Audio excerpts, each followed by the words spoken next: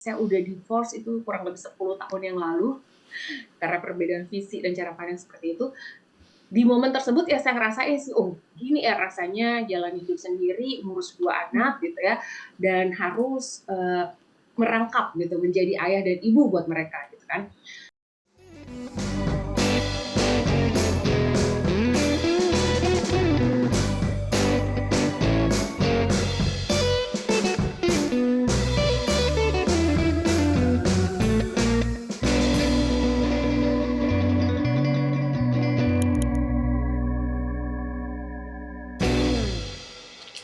Halo semuanya, balik lagi di Nadir Podcast bersama gue Moti dan gue Rira. Kan buat Sobat Nadir udah pada tahu nih podcast kita membahas tentang apa. Nah, untuk yang belum tahu, apa tuh Ra, jelasin dong. Oke, jadi kita akan mendengar momen kesepian, momen lulus poin, dan cara para narasumber untuk ngelewatin masa-masa tersebut. Nah, Mot, udah tahu belum sih kita hari ini mau siapa nih narasumbernya? Keren banget, bintang tamu kita di episode kali ini tuh dari jauh banget ya. Jauh banget. Udah meluangkan waktunya untuk bener hadir banget. di Nadir Podcast. Langsung aja kali ya. Oke, langsung aja ya. Siapa, Ra? Oke. Halo Kak Eci. Halo, Kak Eci. Hai host Kece. Thank you. Aduh, makasih Rira, banget ya Kak. Udah ngeluangin waktunya nih Zoom kita. Akhirnya kita bisa Akhirnya Betul. bincang ya. Oke deh. Sebelumnya Kak, kita gimana nih kabar Kakak? Baik apa? Ya, apa kabar Kak? Syukurnya lagi baik-baik saja, kondisi kesehatan 99% sehat. Asik. Amin. 1% mungkin cuma kurang tidur doang, lama ya kemarin. Maraton ya. Maraton ya Kak. Iya, soalnya bersambung kan ya series. Iya, betul. Tapi udah siap belum nih Kak? Baik dong. Sehat. Sehat. Terlihat. Baik banget kita. Apalagi kita dapat narasumber yang kece banget ini. Iya. Kita makin sehat banget. Semangat ya. Harus sehat. Betul. Kak, udah siap belum nih ngobrol-ngobrol bareng kita hari ini? Of course. Asik. 100% ready. Oke, Kak, sebelum kita ngobrol-ngobrol lebih lanjut sama Kakak, lebih jauh. kita mau Kakak buat perkenalin dulu dirinya dong. Boleh, ke Kak. Sobat Nadir dan penonton lainnya. Boleh, baik. Terima kasih. Oke, Halo silahkan Sobat Kak. Nadir. Senang sekali. Saya Putu Desi Fidayanti, itu kalau nama panjangnya. Kalau nama panggilannya boleh dipanggil Eci, ya. Bisa diundang untuk ngobrol-ngobrol sama adik-adik kece ini, Rira dan juga Moti, ya, akan membahas tentang, ya tentunya lebih ke pengalaman hidup saya ya. Nanti bagaimana melewati momen-momen yang menurut saya adalah the lowest point.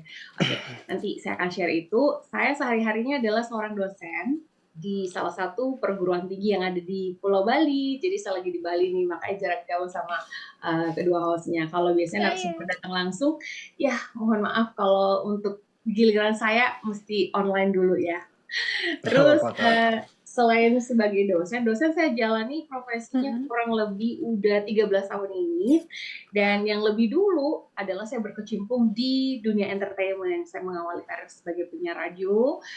Terus sampai sekarang aktifnya adalah sebagai MC untuk acara-acara baik itu formal, non formal, terus juga yang dari level provinsi, kabupaten, nasional gitu, bahkan juga pernah beberapa kali di luar Indonesia untuk membawakan acara seperti itu. Keren banget ya.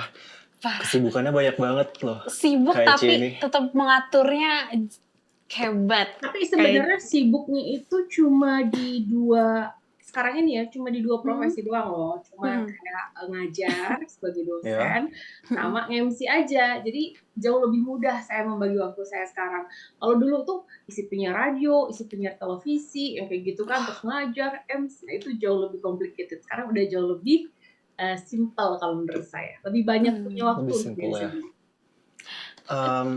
Oh ya Kak, sebagai dosen itu Kakak ngajar apa? Jurusan apa Kak? Oh iya. Karena saya kan, passion saya itu di dunia komunikasi, kalau Kak. Iya. Jadi saya pun mengajarnya itu adalah di jurusan Bahasa Indonesia, mata kuliahnya itu ada dasar-dasar komunikasi, terus bagaimana menjadi seorang pembawa acara, presenter, yang kayak gitu-gitu seru. Jadi topik itu memang sesuai yang, saya kuasai kayak gitu. Terus ada juga tentang kehumasan atau public relation yang seperti itu yang saya ajar. Seru banget ya, Berarti jadi komunikasi sesuai ya. passion. Iya iya, Sesuai passion jadi nyaman banget. betul. Kak, Jadi kayak aku pengen nggak kayak, bekerja gitu loh, kayak cuma sharing ya udah doang. jadi kayak main Iya, justru ya, benar. Kak. Iya, kayak cerita, kayak ngobrol kayak gini nih sama kalian. Asik. Kak, kalau Iya, boleh tahu alasan Kakak awalnya berkecimpungan dalam dunia pekerjaan Kakak ini apa sih, Kak? oke. Awalnya. Jadi agak panjang sih ceritanya, tapi saya buat singkat aja ya, karena itu Mm-mm. Oke. diawali ketika saya kelas 3 SMA dulu, 3 SMA di tahun 1998. Mm-mm. Sudah lahir belum adik-adik? 1900. Belum. Belum. Belum. Jadi di Masih tahun ini. itu saya kelas 3 SMA, terus saya sering nganter ibu saya jadi Mm-mm. narasumber di salah satu radio swasta. Kebetulan beliau juga adalah public relation gitu kan. Saking seringnya Oke. saya nganter, kan setiap hari Jumat saya nganter, beliau jadi narasumber. Terus lama-lama saya jadi mikir, kok asik juga ya kayak jadi penyiar radio gitu ya. Asik juga ya ngobrol sambil puter lagu gitu, denger lagu-lagu favorit ya. Mm-mm. Terus akhirnya ditawarin lah sama station manager radio tersebut, kamu mau magang nggak di sini gitu, mau magang ya kayak Mm-mm. latihan siaran gitu-gitu. Akhirnya keterusan Wis. jadi punya radio sampai tahun 2010, lalu masih siaran radio, masih ada waktunya, habis itu udah agak sibuk jadi dilepas. Dan dari penyiar radio itulah ternyata yang merupakan suatu awal saya Batu yang loncatan bagus ya. banget ya, batu loncatan saya untuk bisa berkecimpung di dunia pertelevisian, kemudian MC, yang kayak gitu. Bahkan jadi dosen pun itu ya awalnya karena belajar ngomongnya di radio. Wih, Jadi awalnya dari radio. cuma jadi penyiar radio doang ya, Kak? Dari magang jadi banyak banget Iya. Kalau keuntungannya. awal jadi MC tuh gimana, Kak? Nah, jadi di radio itu kan saya belajar, selain belajar puter lagu, mengoperasikan alat-alat siaran, kayak gitu kan juga belajar ngomong pastinya ya kan. Nah, ketika Oke. saya didengar ya sama teman-teman sekelas gitu, oh dia punya radio loh sekarang, jadi apa-apa ini yang ada urusan sama bawain acara di sekolah, atau kemudian ketika sudah kuliah ada suatu kegiatan di kampus, itu pasti yang ditodong adalah, dia aja, Eci aja, kan dia punya radio, dia jago ngomong, gitu. Wih, Pasti ke situ kan, kalau udah basic bener-bener. punya radio, yang ada urusan harus berbicara di depan orang banyak, pasti saya langsung didorong untuk maju, untuk menjadi pembawa acara, gitu. Tapi malah ini ya jadinya semakin belajar banyak Betul. lagi ya, Kak. Banyak pengalaman ya jadinya. Jadi sebenarnya pengalaman saya mengasah diri untuk menjadi MC itu paling oke banget ya, media pembelajaran saya itu di kampus sebenarnya. Karena di kampus kan banyak acara ya, banyak. Iya, benar-benar. Iya. Terus di situ saya belajar untuk selalu tampil dengan berbagai macam acara yang ada. Kalau salah-salah dimaklumin sama dosen-dosen di kampus, kan namanya juga mahasiswa baru belajar. Baru belajar. Iya, benar. Jadi salah Benar-benar. nggak apa-apa, tapi kalau kita misalnya udah langsung terjun ke dunia profesional MC, kalau kita salah kan malu ya sama klien, udah dibayar, terus udah dipercayakan, tapi kok ada kesalahan. Jadi sebenarnya kalau kita belajarnya dari tempat kita sekolah atau tempat kita kuliah, itu bagus banget sebagai ajang pembelajaran kita gitu. Jadi kalian Ya. jangan nolak-nolak kalau misalnya ditodong gitu ya untuk membawakan acara, Oke. dan pakai ngeles-ngeles Oke, Kak. dengan berbagai alasan. Siap banget. Harus siap dalam keadaan apapun. Betul. Rira, maju. Oke gitu, walaupun belum tahu acara apa, oke gitu. Abis Oke. itu udah pelajarin. Oh, harus kayak begini. Oh, oke, persiapannya masih berbeda ya kayak gitu. Belakangan tuh pikirinnya. Kak, kan yang kita tahu ini kakak MC-nya Pak Jokowi ya? Oke, betul. Ini boleh nggak sih Kak? Boleh nggak sih diceritain tuh awalnya bisa jadi MC Pak Jokowi itu gimana? Iya. Banyak yang tanya sama saya, dan saya pun nggak menyangka ya kalau perjalanan karir saya sebagai MC pembawa acara itu sampai di sini gitu loh, sampai bisa membawakan acara yang bersifat kenegaraan lah ya, untuk acara RI 1 gitu. Ya bangga pastinya, dan saya terus berusaha untuk mempertahankan agar bisa selama mungkin masih dipakai untuk MCRI 1 atau untuk menjadi pembawa acara lah. Karena kan setiap profesi itu pasti ada batasan usianya ya kan. Betul. Jadi yang bisa saya lakukan sekarang adalah mempertahankan kualitas atau bahkan terus improve untuk kualitas itu. Awalnya itu dulu adalah sebenarnya di Bali sendiri. Ada satu acara yang dihadiri oleh RI1 gitu. Kebetulan event organizer-nya adalah kenal sama saya karena sering juga menggunakan jasa saya sebagai MC. Sebelumnya saya belum pernah sama sekali membawakan acara RI1 gitu. Dan itu pun H-1 baru dihubunginya. Besok kosong nggak? Bisa bawain acara nggak? Penutupan acara kayak International Championship apa gitu ya, yang menghadirkan presiden. Dan acara itu internasional. Can you imagine? So, yang datang itu dari berbagai negara. Dan pertama kali MC RI1, pertama kali pula langsung harus menggunakan bahasa Inggris. Imagine. Dan itu live ya. Deg-degan nih kayak gimana? Wow. H-1 baru dihubungin. Hari H datang pagi-pagi sekali, nggak bisa geladi pemirsa. Nggak bisa geladi kenapa? Karena itu tempat acara kan kayak gelanggang olahraga gitu ya di GOR. Iya, Itu udah dipenuhi oleh penonton, pemain yang sedang bertanding. Karena kehadiran presiden itu adalah untuk menutup acara tersebut gitu. Jadi ya nggak ada waktu buat gladi, nggak mungkin mengosongkan lapangan kan. Benar. Jadi akhirnya cuman latihannya adalah dengan dilihat skripnya nanti ngomongnya bakal begini, coba kamu ngomong mana gitu, cuma didengerin doang sama protokol istana. Ya udah habis itu the show must go on. Udah tampil. Luckily itu waktu itu memuaskan ya untuk sukses ya. penilaian. Ya sukses lah ya untuk penilaian dari protokol istana, sehingga ya mereka happy. Ketika kemudian ada tawaran lagi untuk MC yang dihadir oleh RI1, itu selalu ada pertanyaan biasanya adalah udah pernah belum bawain acara level kenegaraan sebelumnya gitu. Padahal yang kemarin kan belum pernah sama sekali ya. Tapi mau gimana lagi? Mereka kayak nggak punya pilihan dan itu acara dadakan. Udah mereka percaya aja karena diingat juga kan biografi saya. Oh ini udah cukup lama ya membawakan acara. Kalau itu kejadiannya sekitar berapa ya? 6 atau 7 tahun lalu deh yang acara pertama kali MC-in RI1 gitu. Jadi intinya adalah sebenarnya kalau di kesan pertama itu kita udah bisa memberikan penampilan terbaik kita, mereka crush, mereka serak dan sesuai dengan standar mereka, kemungkinan untuk digunakan lagi di kemudian hari itu lebih besar peluangnya. Gitu. Maka saya selalu berusaha mempertahankan, setiap kali ada tawaran lagi, saya berusaha tampil sebaik mungkin, dan yang paling penting adalah syarat utama kalau bawain acara yang dihadiri oleh presiden atau RI1 itu adalah zero mistake. Jadi nggak boleh ada kesalahan sama sekali, nggak boleh salah ucap, apalagi salah penyebutan atau salah masuknya kapan, itu nggak boleh sama sekali. Benar-benar harus fokus, concern 100% ya, dan acara berjalan dengan lancar sampai akhir. Pressure banget ya, tapi keren banget. Pressure banget. Belum lagi kan kalian tahu sendiri ya kalau acara-acara RI1 berapa ketat pengawalannya. Benar. Bawa anjing segala kan untuk bisa mendeteksi bom dan sebagainya. Belum lagi pas pampresnya, belum sebelum itu harus ada clear area dulu yang harus dicek untuk segala sesuatu. Itu yang sebenarnya bikin kita lebih deg-degan. Kalau acaranya sendiri mungkin singkat dan simpel ya, tapi ya lingkungan itu yang harus benar-benar kebayang sih kalahkan. Pas mempersiapkan. Mental sih yang harus lebih kuat daripada segalanya. Oke. Kita udah tahu nih profil Kak Eci kayak gimana, kesehariannya gitu ya. Kak, kita mau nanya-nanya seputar sesuai dengan tema podcast kita nih Kak. Ini udah siap belum nih Kak buat ditanya-tanya nih? Siap dong, apalagi Kak Eci ya. Oke, mungkin pertanyaan pertama dari kita, boleh nggak sih Kak dijelasin sedikit tentang arti kesepian menurut Kakak? Arti kesepian.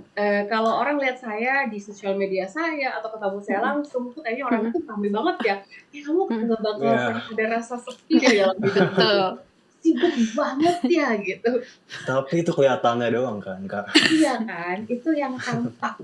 Ya, Yang setiap orang bahkan artis-artis yang jauh lebih sibuk sekalipun, bahkan mungkin Pak Jokowi sekalipun gitu ya, yang terlihat sangat sibuk dan nggak pernah berhenti, itu pasti ada satu momen-momen yang dia ngerasa kayak yang kok sepi ya, hampa ya gitu ya. Itu biasanya terjadi karena apa faktornya?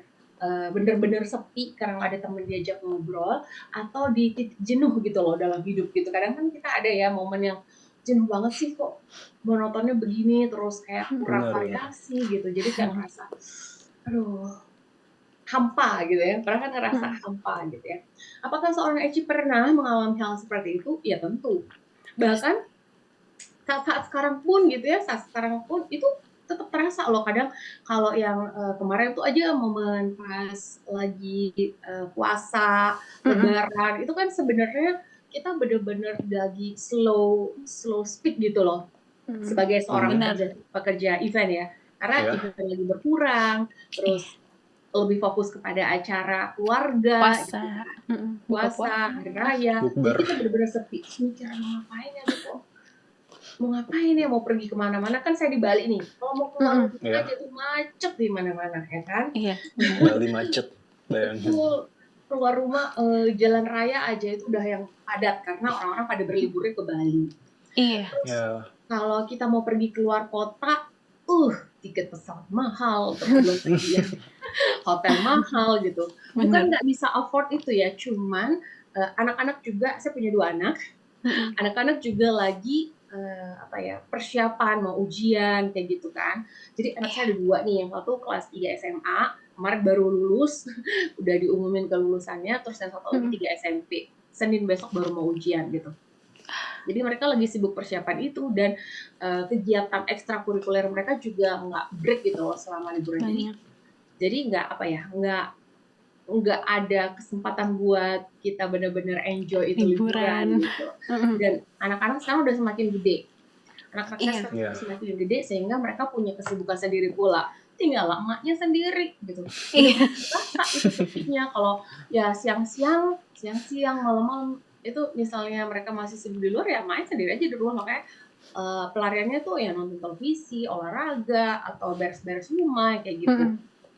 Ya, jadi momen-momen kesepian itu saya isi tidak cuma dengan merenung atau meratapi nasib, tapi ya mikir apa yang harus saya lakukan hari ini. Oke, kalau gitu mereka punya kesibukan sendiri, saya harus juga melakukan suatu hal yang bisa bermanfaat untuk hidup saya gitu. Karena saya tuh tipe orangnya tuh yang nggak suka waktu saya terbuang gitu loh. Iya. Sehari itu lewat gitu doang dengan hanya rebahan, itu gak saya harus produktif ya. Harus karena kebiasaan kali ya. Karena kan kalau misalnya kita kerja entah di kampus atau kita MC, itu kita hitungan di bara kan per jam gitu atau per SKS. Benar. Jadi kalau misalnya sehari itu saya habiskan dengan tidur, saya mikir gila, ini RTM-nya jalan ya, harus ini udah ada produksi berapa nih gitu kan. Ngapa-ngapain udah harusnya. Kayak gitu. Itu kalau yang dalam keseharian. Iya. Tapi kalau alasan benar-benar yang alasan kesepian menurut kakak tuh kayak gimana? Selain anak-anak lagi pergi sekolah.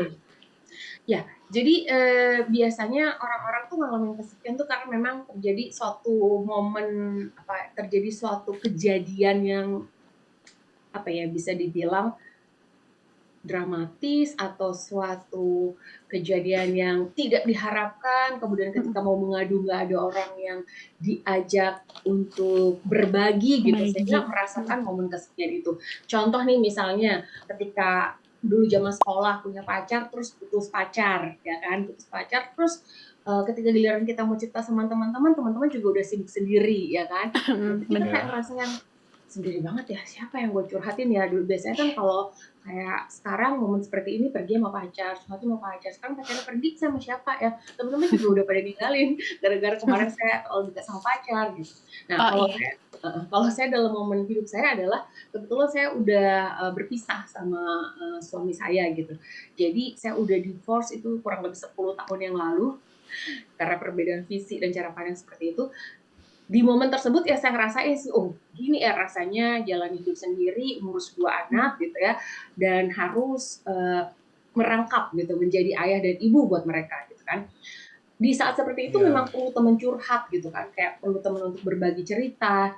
Kalau saya tuh tipenya nggak suka ngerepotin keluarga gitu, jadi saya nggak balik ke membebankan itu ke orang tua, enggak. Jadi saya lebih berusaha mengatasi gimana caranya ya untuk bisa hadapi sendiri gitu. Jadi biar nggak jadi beban kan buat mereka.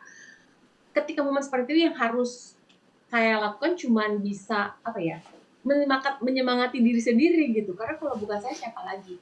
Sama temen Benar. ya bisa kita cerita curhat, temen mau dengerin pasti ya. Cuman nanti akhirnya ujung-ujung kan yang mau ambil keputusan A atau B atau apa yang harus dilakukan kan balik lagi ke kita ya, Diri sendiri. diri sendiri. Jadi ya lebih mengisi momen kesepian itu di saat itu apa yang saya lakukan ya? Oh, saya kuliah lagi. Saya kuliah lagi waktu itu Kuliah kelas. lagi. Lagi. Iya, iya. Jadi waktu itu lagi ada masalah gitu kan, masalah keluarga. Saya lagi down-downnya gitu, tapi saya berusaha untuk bangkit dengan cara cari kesibukan yang saya bilang. Nah, kemudian yang terpikir di pikiran saya adalah gimana cara saya nambah kualitas diri ya. Ya udah saya kuliah lagi. Jadi saya ambil kuliah lah S2 waktu itu ke Surabaya gitu. Jadi apa ya? Sangat membantu untuk kita bisa bangkit gitu. Kalaupun yang masih ABG nih, yang masih remaja, kalau misalnya fokus sama pacar ngerasa down dan ngerasa kayak nggak berharga, ngerasa kayak dikecewakan gitu ya, itu sebenarnya cara untuk kita bisa bangkit lagi adalah oke, so introspeksi diri kan, aku kurangnya apa ya? Oh oke, berarti aku ada sesuatu yang kurang mungkin menurut pacar aku gitu, sehingga dia pilih yang lain. Kita harus lebih memanfaatkan momen tersebut untuk menambah ini kualitas diri kita Di gitu. kualitas diri. Kualitas diri kita. Benar-benar. Yang kemarin aku itu Benar. pas yang lagi momen masalah itu aku kuliah lagi, terus aku ambil kursus lagi kayak private bahasa Inggris gitu-gitu loh. Terus lebih rajin nge-gym, apapun itu yang bikin Benar. aku merasa lebih baik akan diriku gitu. Kita harus bikin Oke. diri kita merasa Tapi produktifnya untuk hal yang baik sih. Jadi iya. lebih malah menaiki kualitas diri. Keren banget. Naik kelas gitu. Iya, benar. Tapi Kak, boleh diceritain nggak awalnya perasaan sama perubahan yang Kakak rasain Setelah saat kejadian yang masalah keluarga itu. Masalah keluarga Oke. itu. Yang Kakak jadi harus ngurus Betul. semuanya sendiri. Betul. Ya pasti berat banget di awal, berat banget ya kan. Karena kita nggak nyangka akan ada di momen tersebut gitu. Kok kita ngalamin juga yang kayak gini ya, kan kita nggak nyangka ya. Cuman akhirnya itu membuat kita ya jauh lebih kuat dalam arti gini.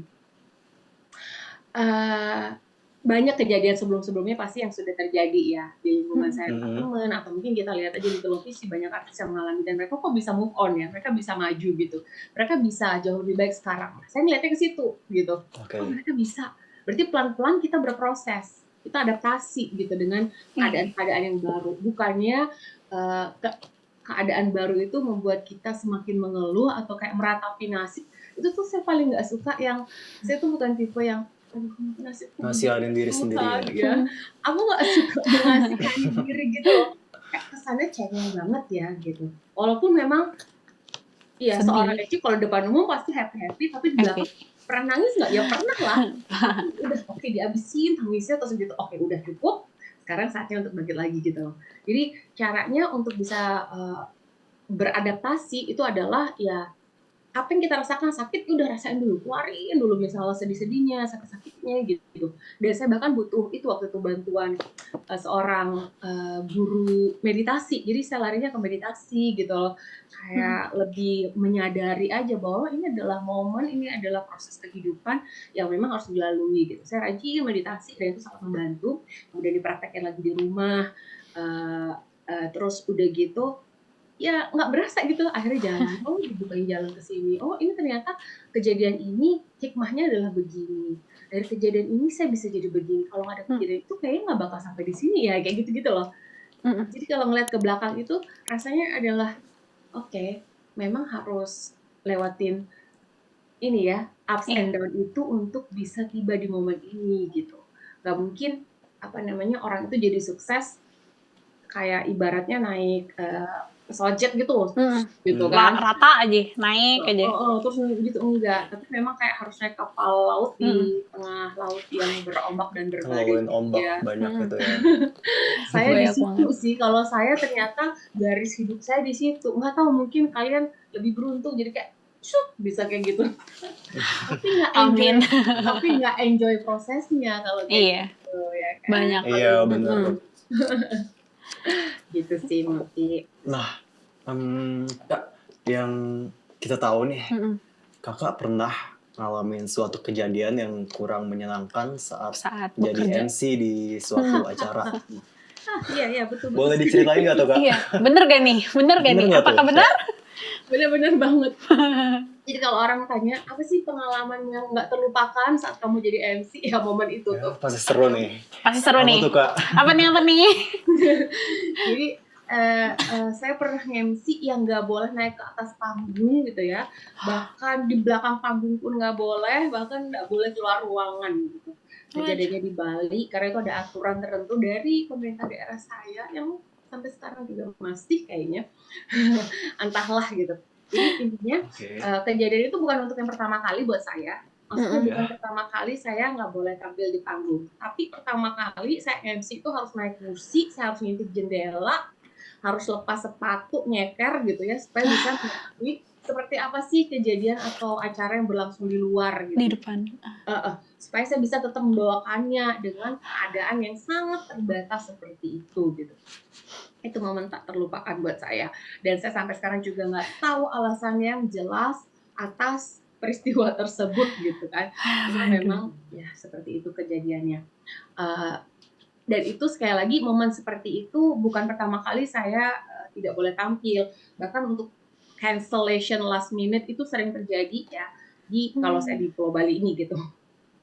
Karena alasan nggak boleh ada MC perempuan. Sampai sekarang masih terus berlanjut dan momen seperti itu bagi saya itu adalah salah satu bentuk ketidakadilan ya untuk kita para pekerja wanita khususnya MC gitu. Karena apa? Apa salah kita berpakaian yang rapi, berpakaian yang santun, kita bekerjanya juga secara profesional gitu. Kenapa kita tidak boleh tampil? Nah itu merupakan pengalaman yang gak terlupakan buat saya gitu. Kesel dongkol pastilah kan. Coba kalian bayangin. Kalian udah MC profesional, kalian sudah geladi acara sebelumnya, kalian sudah berdandan sesuai dress code, kemudian giliran mau tampil nggak boleh keluar. Bahkan di pintu depan ruangan saya itu dijaga oleh salah satu protokol dari pemimpin daerah saya, besar banget badannya, seolah-olah saya tuh kayak tahanan perang gitu ya. Saya tuh kayak narapidana yang nggak boleh lolos dari penjara. Sedemikian segitunya. Fatalkah gitu kesalahan saya buat gitu. Bahkan sampai sekarang pun nggak tahu saya salahnya apa gitu. Jadi itu merupakan momen yang nggak terlupakan sampai sekarang. Sampai sekarang buat saya, dan sampai sekarang pun belum ada solusi. Saya belum tahu juga alasannya. Padahal kakak cuma mau istilahnya kerja ya kak ya. Dan ini juga untuk membantu acara supaya lebih baik lagi. Bayang harus jadi MC tapi nggak bisa. Serem sih. Bingung.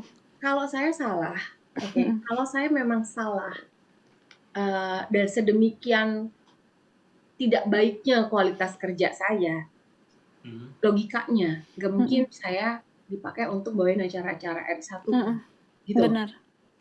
Ya.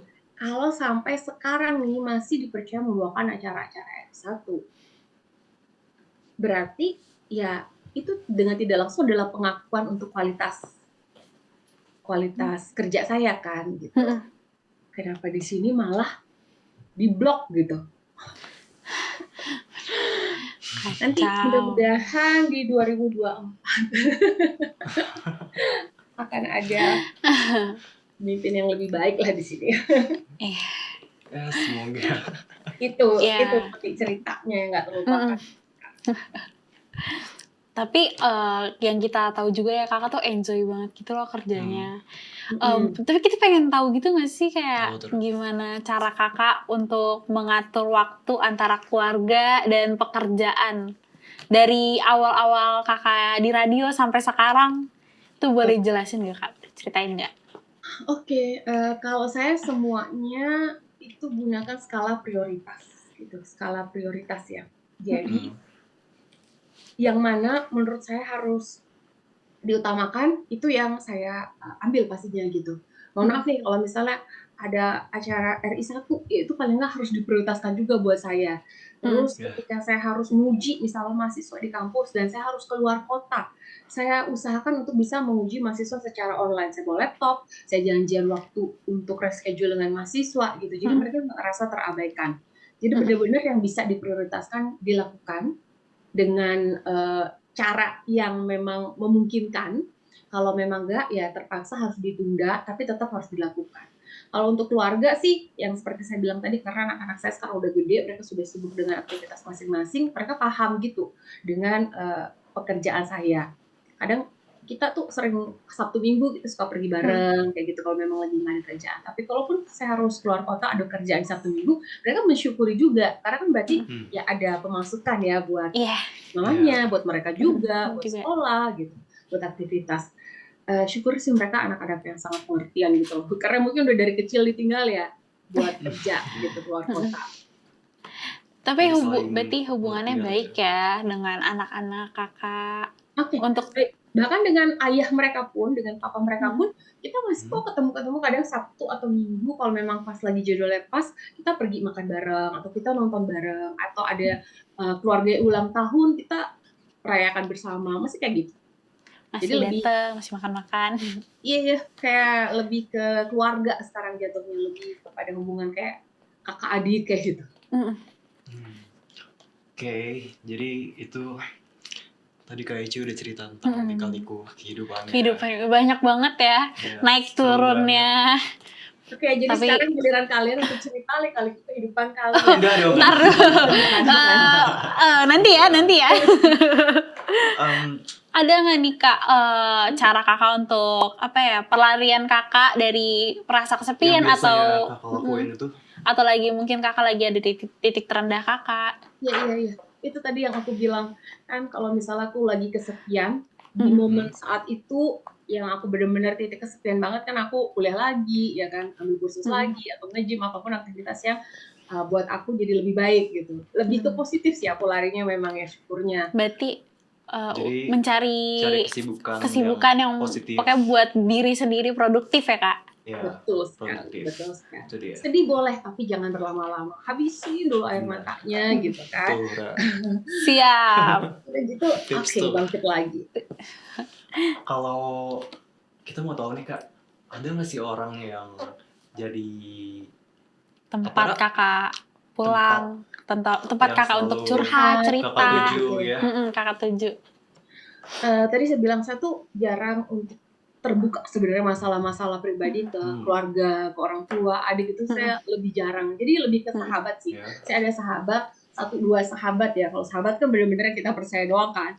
Jadi 1-2 sahabat yang memang tempat saya cerita, mereka mau dengar ketika saya lagi sedih, ketika saya bahagia juga saya share ke mereka gitu. Saya lebih nyaman kalau sama sahabat gitu ceritanya. Karena kalau ke keluarga takut jadi beban buat mereka gitu. Iya. Ada sih syukurnya masih dikelilingi orang-orang baik tersebut.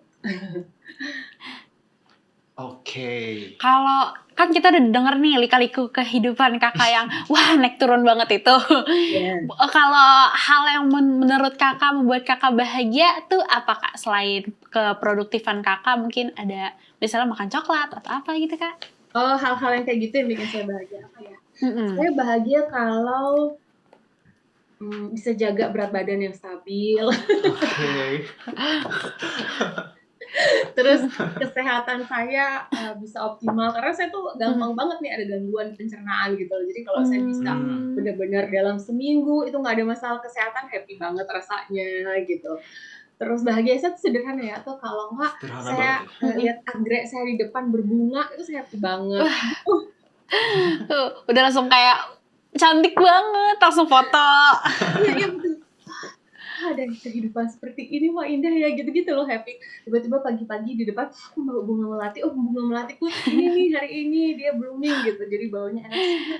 Gitu-gitu yang bikin happy, lucu ya. Bukan ke kayak makan ini happy, makan itu enggak gitu sih. Jadi sebetulnya bahagia itu simple ya. Sederhana. Tergantung kitanya. Iya. Atau kalau enggak yang bikin happy lagi adalah kayak pergi ke salon, perawatan, kayak gitu. Perawatan, me Biasa time, me itu. time. Biasa Betul, itu. betul. Oke Kak.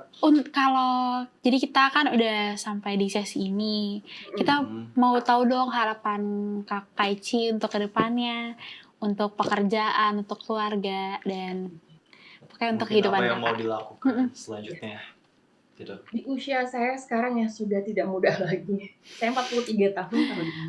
Jadi sebenarnya tuh masih pengen kuliah lagi, pengen kuliah ambil S3 lagi. Dari sebelum pandemi saya udah sempat survei beberapa kampus-kampus gitu yang ada di Jawa kan, lanjutin S3 saya. Terus tiba-tiba kebentur pandemi, jadi kepikir, aduh gimana nanti biaya kuliah, kalaupun ada beasiswa pasti nggak akan cover semua gitu kan. Iya. Terus gara-gara itu jadi kayak drop lagi kan, drop lagi minatnya. Mungkin apakah ada kesempatan tahun ini atau tahun depan untuk bisa lanjut kuliah lagi, itu kalau memang diberikan jalannya. Terus tahun ini juga saya lagi mempersiapkan untuk menerbitkan buku saya. Kan saya punya YouTube juga ya. Iya. Oh ya boleh Kak, dikasih tahu subscribe, apa itu ditonton untuk dapetin tips-tips bermanfaat di Kata Eci. Nah itu mau saya bukukan. Jadi tahun ini mau saya bukukan supaya teman-teman yang mau lihat langsung itu nggak mesti mikir itu di episode berapa ya gitu. Jadi tinggal lihat di buku. Betul. Itu terus apalagi ya? Terus saya mau lebih ke ini ya. Seperti yang saya bilang tadi, kalau profesi MC kan itu ada usianya. Setiap profesi itu ada batasan usianya. Kayak guru tuh sampai berapa pensiun, dosen gitu kan. Nah, setelah MC pun saya yakin nggak akan panjang lagi ya waktunya. Karena kan pasti akan banyak generasi-generasi muda baru yang akan lahir gitu. Jadi saya lebih mikir ke, oke, habis ini saya akan lanjutin untuk lebih sering share sebagai seorang pembicara, sebagai seorang trainer gitu ya, kepada entah itu perusahaan-perusahaan, instansi, masyarakat, atau kelompok-kelompok organisasi tertentu yang memang membutuhkan sharing pengalaman saya, khususnya di dunia komunikasi ataupun public speaking. Ke situ sih saya harapan ke depannya. Semoga semuanya bisa terwujud ya. Amin. Oke, terakhir nih Kak. Ada nggak yang mau Kakak sampaikan ke Sobat Nadir? Yang pernah atau mungkin sedang mengalami apa yang pernah Kakak alami? Oke. Silakan Kak. Hai Sobat Nadir, saya cuma mau kasih tahu kalau kamu masih merasakan sedih, kamu bisa menangis, terus esok hari kamu masih bisa ketawa. It's a good clue, it's a good sign gitu, karena artinya kamu masih hidup. Ya, jadi selama kita masih hidup, kita pasti akan merasakan yang namanya kesedihan ataupun kebahagiaan itu gitu dalam hidup kita, karena roda terus berputar. Cuman yang bisa kita lakukan adalah ketika kita berada di posisi roda di bawah, ketika kita lagi sedih, ketika kita lagi terpuruk, atau mungkin kita lagi sial, ingatlah selalu bahwa kita nggak akan selamanya ada di posisi tersebut. Yang bisa kita lakukan adalah memperpendek masa sial tersebut, masa sedih tersebut, masa terpuruk tersebut gitu. Caranya dengan bangkit lagi dan melakukan hal-hal yang bisa membuat kita segera naik ada di roda yang di atas, supaya kita bisa merasakan kembali kebahagiaan yang memang pantas kita terima gitu. Nah, ketika kita ada di momen bahagia tersebut, usahakan nikmati selama mungkin momen tersebut. Karena itu pasti juga nggak akan selamanya kita rasakan gitu. Jadi benar-benar mensyukuri dan menerima gitu jalan hidup ataupun nasib yang sedang kita hadapi saat ini. Ketika lagi happy, mensyukuri, dirasakan dan dipertahankan kalau bisa selama-lamanya. Tapi kalau lagi terpuruk, oke, tapi segera bangkit. Tuh, Ra, keren banget tipsnya dari Kak Eci. Thank you banget loh Kak. Kak, ada dipraktekin loh ya, jangan cuma didengerin doang. Didengerin, harus dipraktekin juga di kehidupan. Sobat Nadir juga ya. Jangan lupa nih Sobat Nadir. Kak, mungkin ada kalau mau kerja sama Kakak untuk jadi pembicara atau atau mau kerja sama Kakak, itu bisa hubungin di mana tuh Kak? Boleh chat saya di Instagram saya, di DM di Desi Fridayanti @desiFridayanti. Oke, nanti ada di sini. Iya. Atau kan di WhatsApp juga boleh, nanti diketik nomor WhatsApp saya ya. Yang siap. Kita udah punya itu, boleh diketik. Siap. Oke deh. Kak, kita udah sampai penghujung. Ya, sudah penghujung acara nih. Thank you banget Kak udah mau udah mau Berbagi ngeluangin ceritanya. waktunya untuk kita, untuk ngobrol-ngobrol, untuk sharing-sharing untuk Sobat Nadir yang ada dimanapun. Ya. Sobat Nadir, dadah. Oke, Oke. ini deh. Udah. Dikit. Oke Sobat Nadir, hari ini kita sudah selesai di episode hari ini. Semoga yang sudah Kak Eci ceritakan bisa bermanfaat dan memotivasi untuk kalian semua. Saya Rira. Gue Moti. Kak Thank you udah Eci. nonton. Thank you udah nonton episode kita kali ini bersama Kak Eci. Eci. Jangan lupa buat like, comment, Comment. share, subscribe dan juga Nyalain lonceng agar nggak ketinggalan. episode baru dari kita. See Oke. you in the next episode. Dah. Dah. Ya, sampai jumpa.